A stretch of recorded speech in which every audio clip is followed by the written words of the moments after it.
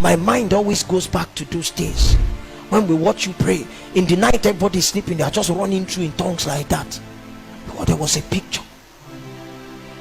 And you must ask God to see again. You're afraid for the family that is going to scatter.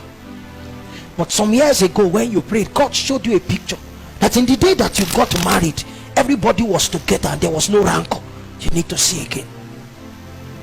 You need to see again. I started tonight by making us understand that there are many things to see, but there is a design, or there is designed for your spiritual eyes what God wants you to see. And I found out that, like we have in Genesis chapter 3, nakedness is not one of them. You are not vulnerable. You are not disadvantaged. You are not exposed. A naked man is a man exposed to the elements.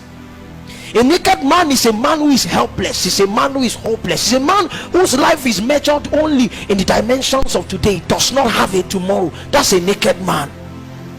A naked man is a man who is prone to shame and reproach. A naked man is a man who cannot be envied. It's a man who has nothing to be proud about. It's a man who lives his life perpetually as the mockery of men.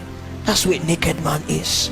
I heard your voice and I hid because I was naked. Could it be that your heart is beginning to become hard and you are drawing back from God because you came into another knowledge? You found out that you were something that God did not even want you to know. Why would God not want them to know that they were naked? Because clothes were not necessary. There was a glory that they carried.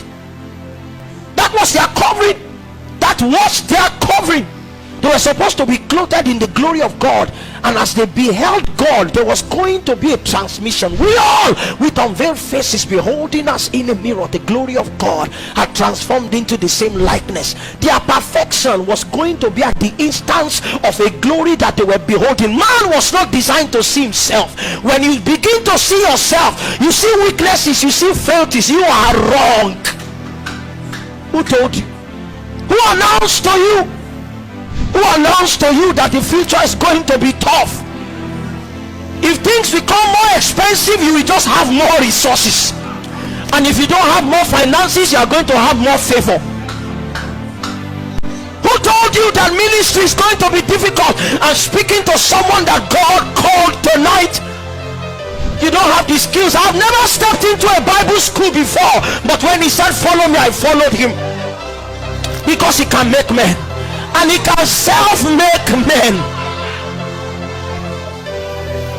You are owing money. You have not owed half as I have owed in a lifetime. On my 28th birthday, I had a debt of 32 million. I didn't know how I was going to come out. I sat with God that day in Adeoloteku in Lagos. He said, you are only an eagle with broken wings. There's ministry inside you. You will fly. The eagle has not started flying. He's just spreading his wings. Who told you? At 26, 27, 28, 29, 30, you are not married and you are scared. He showed me that there was marriage in my life. It took 38 years, but I'm married. Tonight you have come to a promise keeper, and what you will begin to do is that you will open your eyes. You will no longer see yourself. You will know that there is a company with you.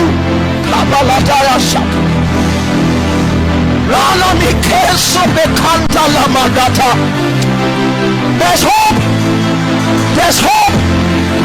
There's hope. There is a reason he apprehended you. He called you for a counsel. And faithful is he who has called. Oh, so will do it. He can be trusted. He can be trusted. The strength of oppression, the strength of the enemy cannot impact upon what he has revealed. He will fulfill that which he has shown you. Do not doubt it. Do not doubt it. Do not doubt it. Encourage yourself in the Lord. Encourage yourself in the Lord.